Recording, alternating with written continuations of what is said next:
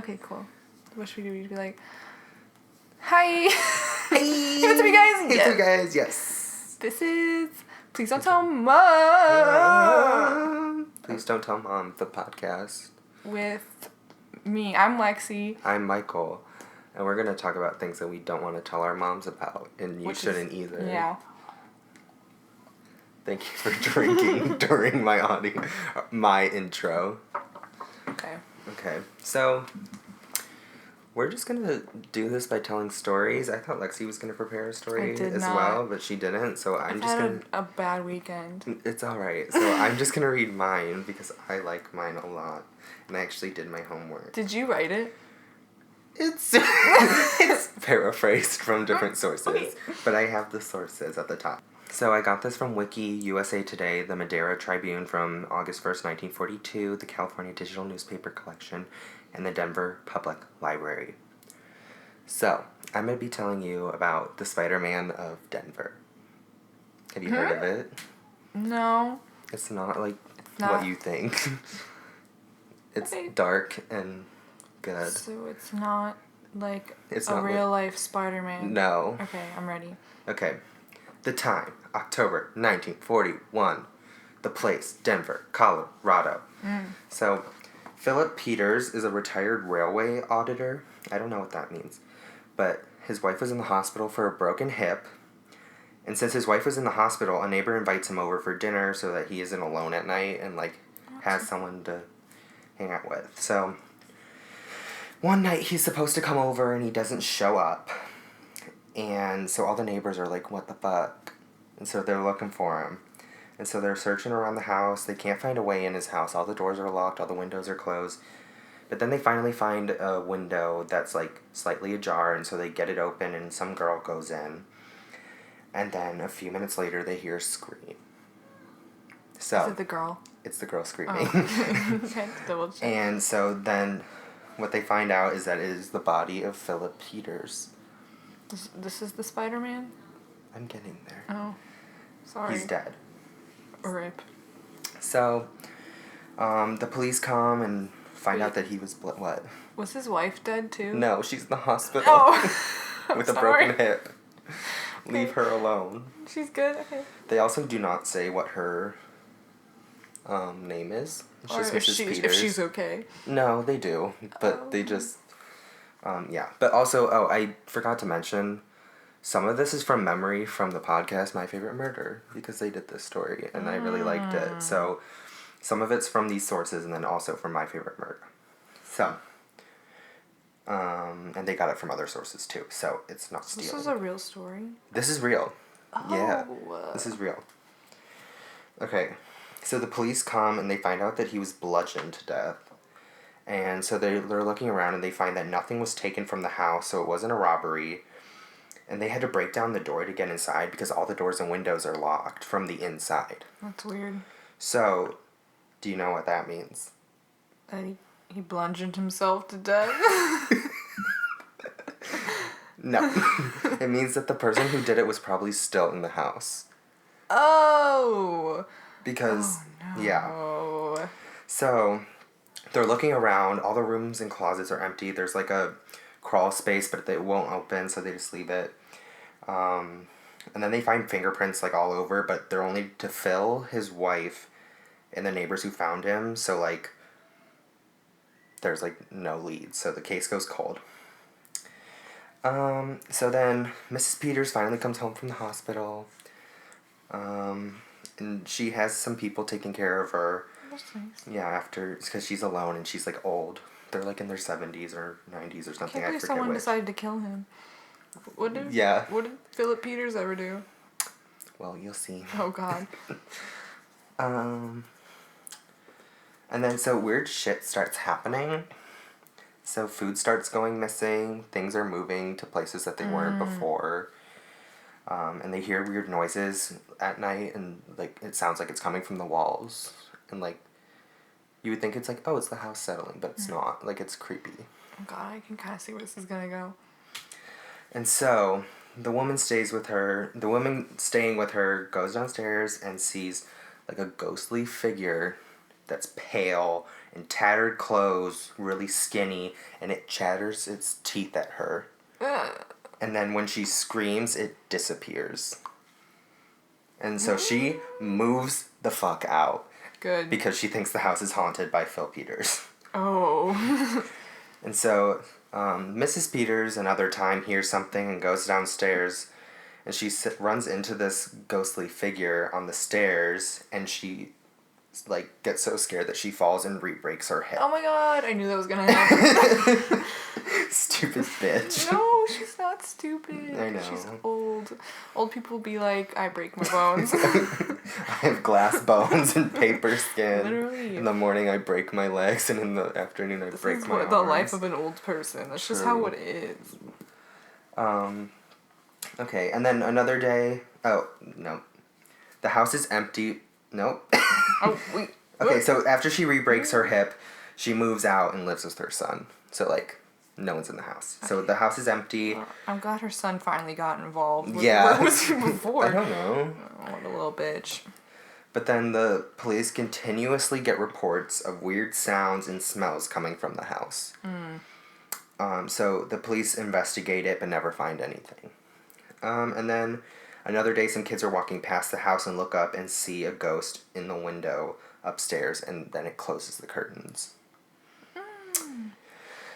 So it comes to a point where the police put 2 detectives outside the house to see if any shenanigans are going down.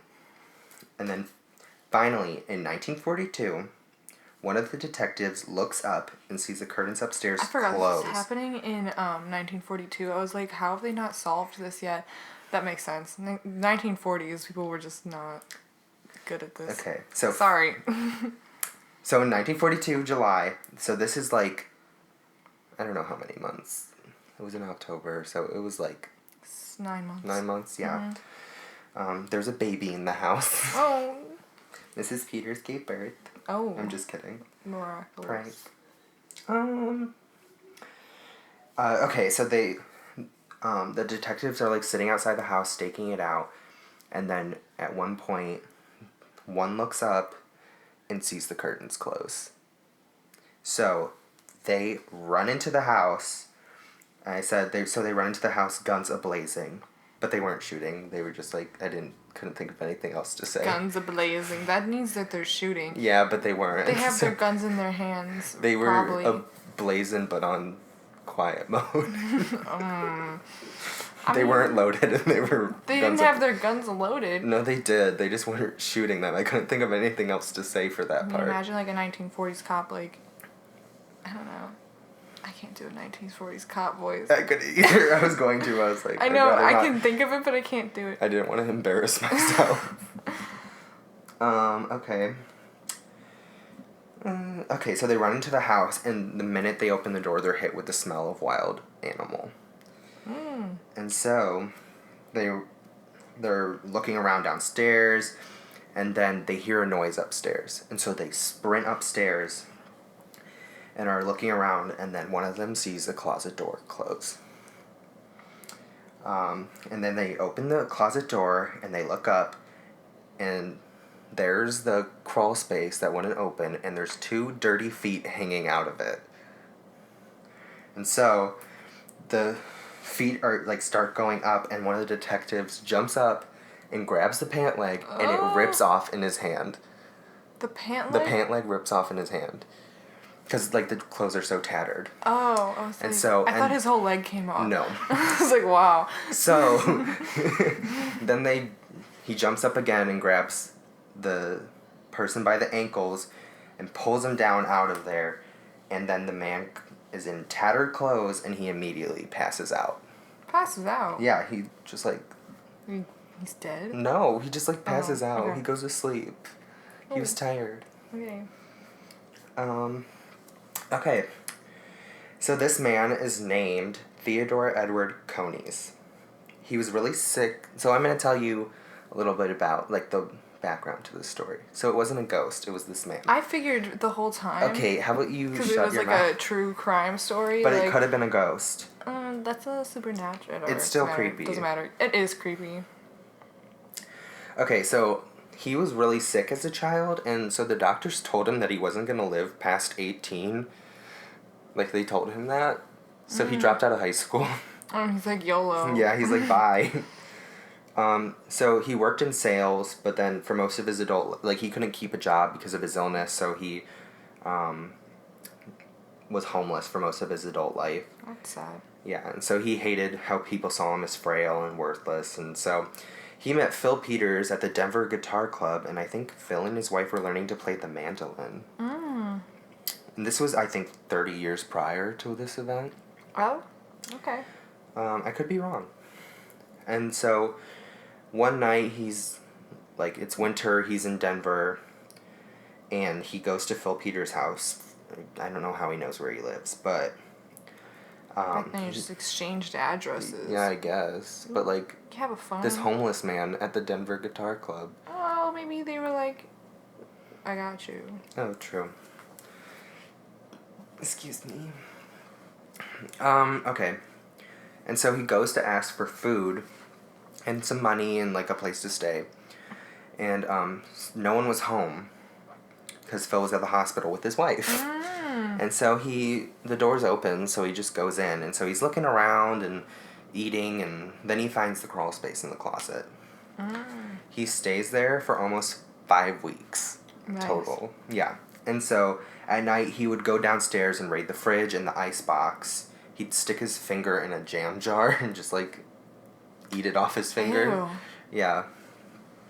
Just take the jar. No, because they would... See, I have that... So nothing would seem out of place. Like, he didn't want them to know that he was there. I guess. And so... Which was... I don't have this written down, but it was really creepy because, like, it got to a point where he was so bored that, like, he would come down from his attic and follow Phil around and mimic his movements. Like, That's doing what he weird. does, and, like, Phil didn't notice. And... What was I going to say? There was something else I was going to say. Anyways. Okay. He also was like... Oh, I'll get to that after. But, so, on October 17th, 1941, Coney was raiding the icebox when Phil woke up from a nap. Theodore thought Peters wasn't home, and so Peters started hitting him with his cane. And then Coney pistol whipped him with a pistol that he had found in the house, and it, like, breaks. Like, he, like, breaks the gun from hitting him. And then he grabs a stove shaker, which I looked it up, and it's either, like, an old heater, or I guess something that, like, you shake poke the fire to, like, keep it going when you're cooking. That makes more sense. Yeah. And then he bludgeoned him to death with that. And then that same day, the neighbors found his body. So the investigators searched the crawl space and found that he had been living up there, like, in the dark. He slept on an old ironing board. He had not bathed since he had been there. And, like, he said he would, like, come down during the day and look at all the people outside, and he would hate them. And, like, he would look at the mailman and hate him because no one ever sent him a letter in, like, 30 years. Well, no one knows he's there. Yeah, no one knows he's there. He's homeless. So, I don't know Sorry, where... He was like, I'm upset. Alright. Yeah. And so... But also, in his room, he had a bucket of shit and piss. Oh. That was just, like, there. Like, that's where he'd go to the bathroom. Damn. And he also didn't shower. And so when the only police officer that would fit up there, his name was Fred Zarno. He went up there to look, and he like, immediately vomited. Oh, God. Because of the smell. Fred Zarno said, a man would have to be a spider to stand it long up there. And that is the story of the Denver Spider-Man. Okay, so that's why he's called the Yeah. Spider-Man.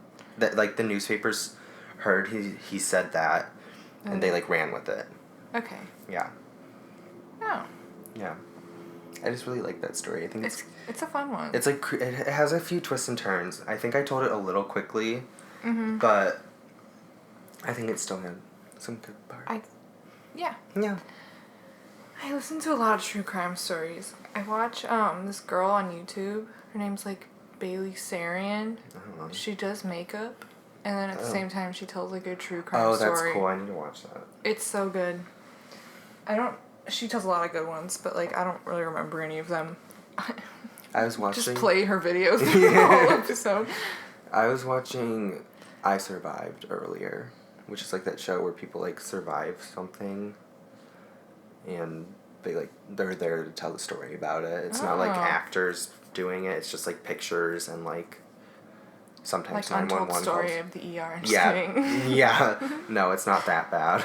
It's like good. And it was about this woman, I forget her name. It was like it was Jennifer Holliday, I believe. And so it was really good. But yeah. Untold Stories of the ER reminds me of that Vine where it's like... Her appendix burst from sex. Sex! Oh. Also, I forgot to say this, and I thought it was funny when I was writing it, but when he chattered his teeth at her, I pictured like Jenna Marbles going like... You know that thing that Julian always does where he goes, No. Wait, you don't know what that is? No. Oh my gosh, well, apparently you don't watch Jenna that often. Yes, I do. He like takes his like two things and he'll just go I have no idea what you're talking about. Okay. Anyways, so, that was the first episode. I did a really good job. I'm sorry, I'll have something next week. It's not gonna be true crime, I don't think. Okay. Maybe I'll just write my own story of my life out. Okay. Cool. I'll write something weird. I have a list of things that I think Oh my god, no, I have that story with the pirate. Do you know who I'm talking about? No. Oh, it's not a real pirate. Wait. His name just is a pirate name. Oh, maybe I do know. If I write it out, I bet I can make it sound good. Is it? No, we're not saying his real name. That's not his real name. Yes, it is. Are you serious? Yes. I thought that was just a name you guys gave him. His name is actually that. You have to bleep that out. I'll just cut that part. That can't be in there. Oops. That's like actually his name. I didn't know that. I do. Why? Why is that? Why does he was born before the movie. Okay, that's like me saying my middle name is Scott, so like Michael Scott. Yeah, like. Okay. So like they didn't know. Yeah. The movies came out like 2 years after he was born. That's so funny. My cousin's name is also that. Yeah. Is it really? That's his first and middle name. And they did it on purpose. Yes, because he was born like 3 years ago. He turns 4 this October, and he still can't talk. But that's... Can I kill him? Don't kill my little cousin.